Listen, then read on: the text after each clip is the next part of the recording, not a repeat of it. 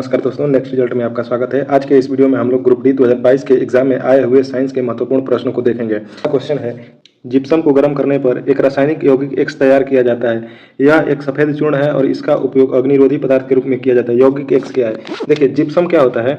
Gypsum होता है CaSO4 into 2H2O, ये होता है जिप्सम।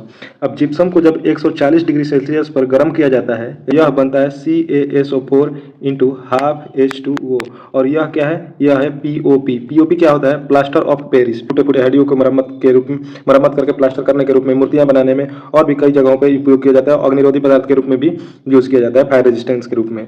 इसके बाद ये रहा बेकिंग सोडा। बेकिंग सोडा से इसका सूत्र याद कर लीजिए, जो कि एग्जाम में पूछता है। बेकिंग सोडा का सूत्र होता है NaHCO3, सोडियम बाइकार्बोनेट। क्या होता है? Sodium bicarbonate. ये होता है धोवन सोडा। धोवन soda, washing soda. Washing soda का सूत्र होता है, नाम होता है सोडियम कार्बोनेट, और इसका सूत्र होता है Na2CO3 इंटू 10H2O। ये भी एग्जाम के लिए महत्वपूर्ण है, पूछता है एग्जाम में। सोडियम हाइड्रोक्साइड, ये होता है NaOH, जिसको कास्टिक सोडा कहते हैं। ये भी एग्जाम में पूछता है, बहुत इंपॉर्टेंट है। चलिए, तो हमारा आंसर हो जाएगा प्लास्टर ऑफ पेरिस, जो कि करेक्ट आंसर है। नेक्स्ट क्वेश्चन है यहाँ पर, निम्नलिखित में से किस यौगिक का उपयोग श्वेत Shyam black and white photography में किया जाता है? तो ब्लैक एंड व्हाइट फोटोग्राफी में फिक्सर प्लेट और रंगीन प्रकाश को नियंत्रित करने के लिए जिसका उपयोग किया जाता है, तो उसमें सिल्वर क्लोराइड और सिल्वर ब्रोमाइड AgCl और AgBr, इन दोनों का प्रयोग किया जाता है। तो हमारा करेक्ट आंसर ऑप्शन नंबर 4 हो जाएगा। नेक्स्ट क्वेश्चन है कि एक धारावाही परिनालिका के लिए इनमें से कौन सा कथन सही है? धारावाही परिनालिका के बारे में सबसे पहले हम पॉइंट समझते हैं कि यह जो होता है क्षण चुंबक की तरह कार्य करता है। दूसरा है, इसमें नरम लोहे का प्रयोग किया जाता है। इसमें क्या होता है कि परिनालिका के अंदर एक समान चुंबकीय क्षेत्र होता है। नेक्स्ट पॉइंट है इसके बारे में कि इससे एक शक्तिशाली विद्युत चुंबक का निर्माण होता है।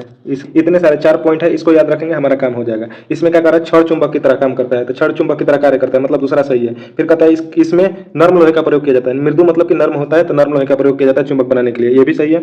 और तीसरा क्या कहता है? क्षेत्र रेखा सेकेंडरी वृत्त होता है, जिसमें कि ये गलत है। 4 ऑप्शन में दोनों पॉइंट दिया है, करेक्ट आंसर हो जाएगा। नेक्स्ट क्वेश्चन पूछता है कि एड्स का पूर्ण रूप क्या होता है? तो एड्स का पूर्ण रूप होता है एक्वायर्ड इम्यूनोडेफिशिएंसी सिंड्रोम। एड्स की जगह और भी बहुत सारे फुल फॉर्म पूछता है, जैसे कि हो गया आपका लेजर का फुल फॉर्म पूछता है, रडार का फुल फॉर्म पूछता है, सोनार का फुल फॉर्म पूछता है, DNA का फुल फॉर्म पूछता है, RNA का फुल फॉर्म पूछता है, ATP का फुल फॉर्म पूछता है। का हो जाएगा light amplification by stimulation emission of radiation.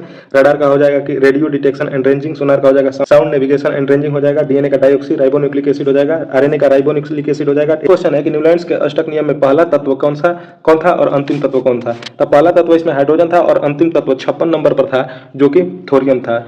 अंतिम तत्व 56 नंबर पर था, थोरियम था। न्यूलैंड्स ने अपना अष्टक नियम 1865 ईस्वी में दिया था। इसमें कहता था कि पहले तत्व का जो गुण होगा उसको परमाणु द्रव्यमान के क्रम में सजाने पर ठीक 8वें तत्व के गुण के समान होगा। जैसे कि संगीत का अक्षर ठीक 8वें अक्षर के समान होता है, उसी प्रकार से इंपॉर्टेंट पॉइंट है कि ये इसने तत्वों को परमाणु भार के क्रम में सजाया था।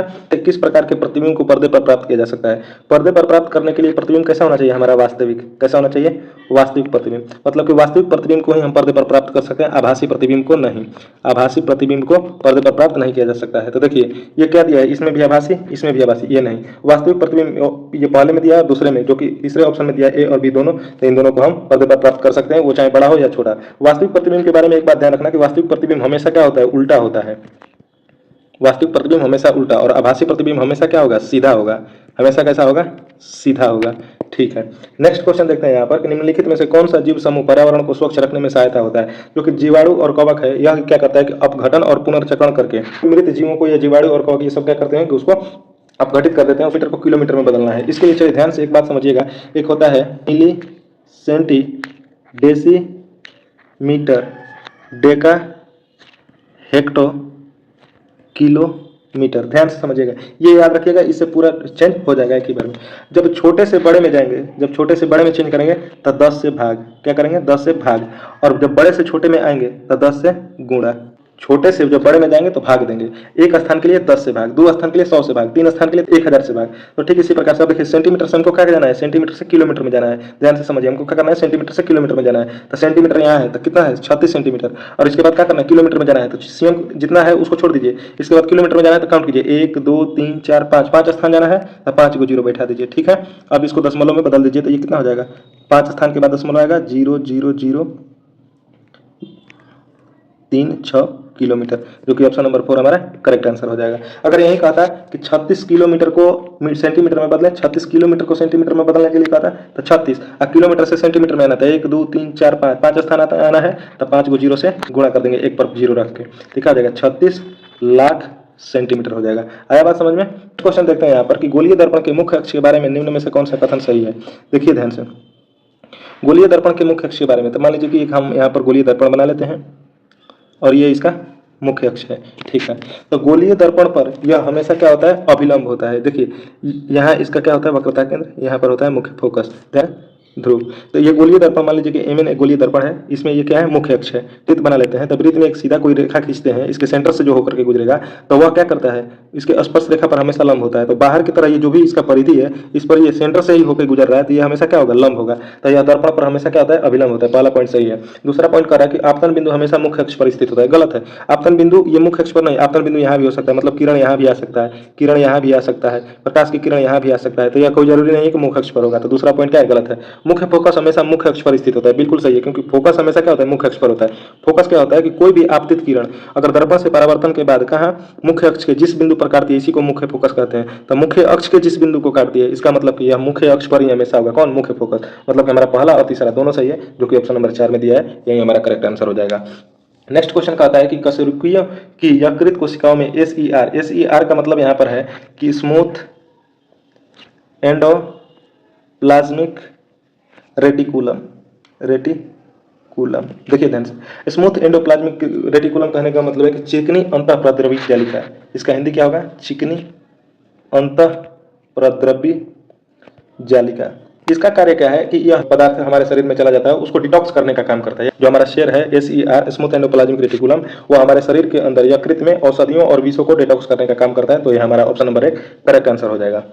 नेक्स्ट क्वेश्चन है कि जब परमाणु क्रमांक डैश और नाभिकीय आवेश डैश, तब नाभिक और संयोजक इलेक्ट्रॉनों के बीच आकर्षण बल क्या होता है। फिर लिथियम से फ्लोरीन तक परमाणु त्रिज्या पर क्या प्रभाव पड़ता है। ध्यान से समझिए, जब भी परमाणु क्रमांक बढ़ेगा तो नाभिकीय आवेश भी क्या होगा, बढ़ेगा। और जब नाभिकीय आवेश बढ़ेगा, फिर उसमें क्या होगा कि नाभिक और संयोजी इलेक्ट्रॉन के बीच आकर्षण बल भी क्या होगा, बढ़ेगा। और जब संयोजी इलेक्ट्रॉन और नाभिक के बीच आकर्षण बल बढ़ेगा तो परमाणु का आकार क्या होगा, छोटा होगा। मतलब कि परमाणु का आकार जब छोटा होगा तो परमाणु त्रिज्या भी क्या होगी, छोटी होगी, जो कि ऑप्शन नंबर हमारा 3 में दिया है, यही हमारा करेक्ट आंसर हो जाएगा। नेक्स्ट क्वेश्चन कहता है कि बल्ब के फिलामेंट को प्राप्त करने के लिए अत्यंत पतला और लंबा बनाया जाता है, उच्च प्रतिरोध प्राप्त हो, जिससे कि वो अधिक गर्म हो और अधिक गर्म होकर के अधिक से अधिक लाइट प्रदान कर सके। बल्ब का फिलामेंट किससे बना होता है, टंगस्टन से। टंगस्टन का गलनांक कितना होता है, टंगस्टन का गलनांक उच्च होता है। टंगस्टन का गलनांक क्या होता है, उच्च होता है, 3500 डिग्री सेल्सियस। टंगस्टन की प्रतिरोधकता होता है 5.6 × 10⁻⁸ ओम मीटर 20 डिग्री सेल्सियस पर। 20 डिग्री सेल्सियस पर टंगस्टन की प्रतिरोधकता कितना होता है, 5.6 × 10⁻⁸ ओम मीटर। और जैसे जैसे टेम्परेचर बढ़ता है वैसे वैसे प्रतिरोध का मान इसमें क्या होता है, बढ़ता है। ठीक है, चलिए, तो हमारा करेक्ट आंसर हो जाएगा ऑप्शन नंबर 1। नेक्स्ट क्वेश्चन है कि एक धुएं से भरे कमरे में प्रवेश करने पर प्रकाश की एक बारीक किरण इसमें से किस कारण दिखाई देते हैं। तो प्रकाश के प्रकीर्णन के कारण, क्योंकि प्रकाश की किरण को छोटे छोटे जो कण होते हैं वो क्या करते हैं, बिखेर देते हैं, जिसकी वजह से वह किरण क्या होती है, हमें दिखाई देती है। तो प्रकाश का प्रकीर्णन हमारा करेक्ट आंसर हो जाएगा। नेक्स्ट क्वेश्चन कहता है what parts of the respiratory system prevents the air passes from collapsing. जो हमारा ट्रैकिया होता है, जो ट्रैकिया श्वास नली होता है, उसमें ऐसा कौन सा पार्ट होता है जो कि हवा के आदान प्रदान से, जो उसको कोलैप्स करने से, उसको चिपकने से, सिकुड़ने से क्या करता है, बचाता है। तो जो ट्रैकिया में जो कार्टिलेज होता है, जो वलय होता है, सी आकार का जो वलय होता है, वही उसको क्या करता है, सिकुड़ने से बचाता है। तो इसलिए हमारा option number 2 rings of cartilage correct answer हो जाएगा। नेक्स्ट क्वेश्चन कहता है कि श्वसन में इनमें से किस अभिक्रिया में ऑक्सीजन की आवश्यकता होती है। यह हमारा ग्लूकोज है। ग्लूकोज क्या करता है, पहले 2 अणु बनता है पायरुवेट के और 2 ATP ऊर्जा बनता है। कितना बनता है, 2 ATP ऊर्जा बनता है। अब पायरुवेट का विखंडन 3 चरणों में होता है। पायरुवेट का विखंडन 3 चरणों में होता है, पहला, दूसरा, तीसरा। अगर यह ऑक्सीजन की अनुपस्थिति में होगा तो इथेनॉल प्लस कार्बन डाइऑक्साइड बनेगा। अगर ऑक्सीजन की अनुपस्थिति में पायरुवेट का विखंडन होता है तो इथेनॉल और कार्बन डाइऑक्साइड बनता है। अगर ऑक्सीजन की कमी होगी, मतलब होगी लेकिन कमी होगी, तो यह बनता है लैक्टिक अम्ल। यह बनता है लैक्टिक अम्ल। और तीसरा, जब ऑक्सीजन की उपस्थिति होगी तो वह कार्बन डाइऑक्साइड प्लस जल और प्लस 38 ATP ऊर्जा बनेगा। ठीक है, यह जो होता है तीसरा चरण, यह माइटोकॉन्ड्रिया में होता है। माइटोकॉन्ड्रिया में होता है। यह ऑक्सीजन की कमी से लैक्टिक अम्ल जो बनता है यह मांसपेशियों में बनता है, मांसपेशियों में बनता है, जिसके कारण कि हमें कभी कभी मांसपेशियों में ऐंठन एवं दर्द होता है। ऑक्सीजन की अनुपस्थिति से इथेनॉल और कार्बन डाइऑक्साइड ईस्ट में बनता है। जो ग्लूकोज का पाइरूवेट के 2 अणु में विखंडन होता है यह कोशिका द्रव्य में होता है। कहाँ होता है? कोशिका द्रव्य में। तो देखिए ऑक्सीजन की आवश्यकता होती है किस में? तो पाइरूवेट के विखंडन में। किस में? ऑक्सीजन की पूर्ण आवश्यकता किस में होती है? कार्बन डाइऑक्साइड, जल और ऊर्जा बनने में, जो कि माइटोकॉन्ड्रिया में होता है। और यह किसका रूपांतरण है? तो पाइरूवेट का। नेक्स्ट क्वेश्चन है कि वह प्रक्रिया जिसके द्वारा जल रिसकर भूमि के अंदर प्रवेश करता है तो वह क्या कहलाता है? तो उत्सर्जन कहने का मतलब क्या है कि पत्तियों से पानी क्या होगा? पानी अंदर से बाहर पत्तियों से। अतः स्यंदन का मतलब क्या है कि पानी जो होगा यह बाहर से अंदर आएगा। पानी क्या होगा? बाहर से अंदर रिसेगा। जैसे किशमिश का फूलना, जैसे क्या होता है? किशमिश का फूलना, उसमें क्या होता है? पानी किशमिश के अंदर जाता है। परासरण कहने का मतलब कोई भी पदार्थ अर्धपारगम्य झिल्ली से उसमें प्रवेश करना। पतला विलयन जो होता है सघन विलयन में प्रवेश करता है। जैसे पौधे जो हैं, पौधे जड़ द्वारा जल ग्रहण करते हैं। भस्मीकरण क्या है? तो ऑक्सीजन की उपस्थिति में जलना, ऑक्सीजन की उपस्थिति में जलना। क्लियर है? नेक्स्ट क्वेश्चन है कि निम्नलिखित में से कौन से कथन सही है? टीन लेड मिश्र धातु का उपयोग फ्यूज तार बनाने में किया जाता है। बिल्कुल सही है। फ्यूज को विधुन्मय तार में जोड़ा जाता है। बिल्कुल सही है, क्योंकि फ्यूज जिस तार में करंट फ्लो होता है उसी में फ्यूज को जोड़ा जाता है। फ्यूज बनाने हेतु चयनित पदार्थ का गलनांक उच्च होना चाहिए। गलत है। चयनित पदार्थ का गलनांक क्या होना चाहिए? कम होना चाहिए। तो इसलिए हमारा 1 और 2 ऑप्शन करेक्ट हो जाएगा। का गलनांक वो 180 डिग्री सेल्सियस से 250 डिग्री सेल्सियस के बीच होता है। नेक्स्ट क्वेश्चन है कि क्लोर एल्कली प्रक्रिया में 3 उत्पाद कौन कौन से बनते हैं? सोडियम क्लोराइड के जलीय विलयन का इलेक्ट्रोलाइटिस किया जाता है, जिसमें कि सोडियम हाइड्रोक्साइड, क्लोरीन और हाइड्रोजन गैस प्राप्त होता है। क्या है? NaCl के जलीय विलयन मतलब कि एक्वस स्टेट को इसका विद्युत अपघटन कराया जाता है। विद्युत अपघटन कराया जाता है, जिसमें कि सोडियम हाइड्रोक्साइड ये जो है एक्वस स्टेट में मिलता है, प्लस क्लोरीन गैस एनोड पर आता है। क्लोरीन गैस ये एनोड पर आता है, और इसके बाद प्लस हाइड्रोजन गैस जो होता है यह कैथोड पर आता है। ये भी क्या गैस के रूप में होता है, ये कैथोड पर रिलीज होता है। तो इसमें 3 उत्पाद बनता है, सोडियम हाइड्रोक्साइड, क्लोरीन और हाइड्रोजन गैस। ठीक है, तो ये ऑप्शन नंबर 2 करेक्ट आंसर हो जाएगा। नेक्स्ट क्वेश्चन कहता है कि 2 क्रमागत समजातीय श्रेणी के सदस्यों के बीच आणविक द्रव्यमान में कितना अंतर होता है? तो 2 क्रमागत समजातीय श्रेणी के सदस्यों के बीच CH2 का अंतर होता है। क्या होता है? CH2 का। अब इसका आणविक द्रव्यमान पूछ रहा है। तो कार्बन का परमाणु संख्या 6 और परमाणु द्रव्यमान कितना? 12। अब प्लस हाइड्रोजन 2 है तो 2 गुणे 1 हाइड्रोजन का परमाणु द्रव्यमान कितना है? 1। तो 12 अब प्लस 2 1 है 2, तो 12 और 2 कितना हो गया? 14, जो कि ऑप्शन नंबर 2 में है, करेक्ट आंसर हो जाएगा। नेक्स्ट क्वेश्चन कहता है कि निम्नलिखित असंतुलित समीकरण द्वारा निर्दिष्ट किए गए अनुसार प्रकाश संश्लेषण की प्रक्रिया में क्रमशः कितने जल और कितने कार्बन डाइऑक्साइड अणु भाग लेते हैं? यहाँ पर जब जल की मात्रा दिया है तो यहाँ पर 12 H2O होगा और 6 CO2। अगर यहाँ पर जल की मात्रा नहीं दिया हो तब यहाँ पर 6 H2O और 6 CO2 होता है। समीकरण हमारा होता है 6 H2O प्लस 6 CO2, ये मिलता है तो बनता है क्लोरोफिल की उपस्थिति में और सूर्य के प्रकाश की उपस्थिति में ये बनता है C6H12O6 प्लस 6O2, ये बनता है। और जब 12H2O मिलकर बनता है 6 CO2 से, तब ये बनता है C6H12O6 plus 6O2 plus 6 H2O। ये हमारा संतुलित समीकरण होता है। तो इसलिए हमारा 6 और 6 ये जो ऑप्शन नंबर 3 में दिया है यही करेक्ट आंसर हो जाएगा।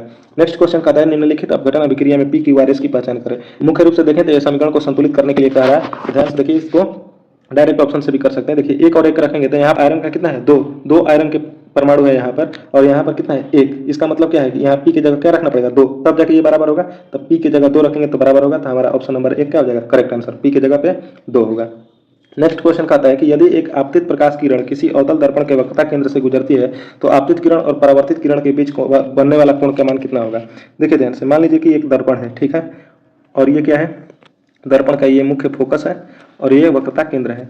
देखिए वक्रता केंद्र की दिशा में जो भी किरण जाएगा, ठीक है, वह क्या होगा कि वक्रता केंद्र की दिशा में जो भी किरण जाएगा वह दर्पण पर सीधे लंबवत पड़ता है। क्या पड़ता है? लंबवत। और जब भी किसी दर्पण पर कहीं भी प्रकाश लंबवत पड़ता है तो ये जिस मार्ग पर जाता है उसी मार्ग पर क्या होता है, वापिस लौट जाता है। मतलब कि आपतन कोण और परावर्तन कोण दोनों का मान क्या है, बराबर। जितने कोण परावर्तित होगा उतने ही कोण पर परावर्तित होगा और दोनों का मान क्या होगा, 0। तो ये क्या हो जाएगा, 0 डिग्री हमारा करेक्ट आंसर हो जाएगा। नेक्स्ट क्वेश्चन कहता है यहाँ पर कि दी गई तालिका गर्भ निरोधन की 4 विधियों उनके कार्य करने के तरीके को दर्शाती है, कौन सा विकल्प इनके सुमेलन को दर्शाता है। प्रॉपर्टी का काम क्या होता है कि रिप्रोडक्टिव पार्ट में क्या कर दिया जाता है, इसको इम्प्लांट कर दिया जाता है, जिससे कि क्या होता है, कॉपर जो है आयन रिलीज करता है, जिससे कि उसमें जो स्पर्म होता है उसके स्पीड को ये धीमा कर देता है, जिससे कि फर्टिलाइजेशन उसकी क्रिया रुक जाती है। तो ए का क्या हो जाएगा, 4 हो जाएगा।